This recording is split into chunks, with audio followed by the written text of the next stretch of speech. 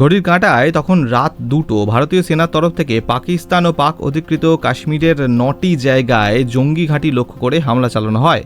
তবে জানিয়ে দিয়ে এই পুরো হামলা চালানো হয়েছে ভারতের মাটিতে দাঁড়িয়ে। স্থল, বায়ু ও নৌসেনার মিলিত অভিযানে ভেঙে গুঁড়িয়ে দেওয়া হয় পাকিস্তানের জঙ্গি সংগঠনের ঘাঁটি ও ट्रेनिंग सेंटरগুলি।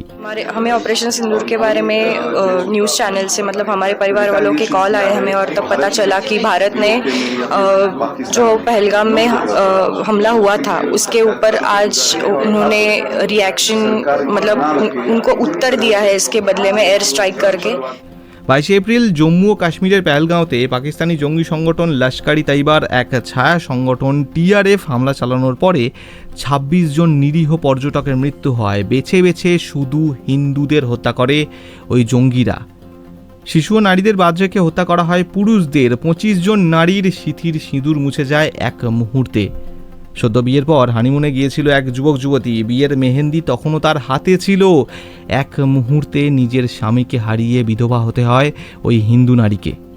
এর জবাব এবার পাকিস্তানকে দিতেই হবে। প্রত্যেকবারের মতো দায় এড়াবার পরিস্থিতি আর নেই। পাকিস্তানের বিরুদ্ধে ভারতীয় সেনার এই অভিযানের নাম রাখা হয়েছে অপারেশন সিন্দুর, যার নামকরণ করেছেন খোদ প্রধানমন্ত্রী নরেন্দ্র মোদী।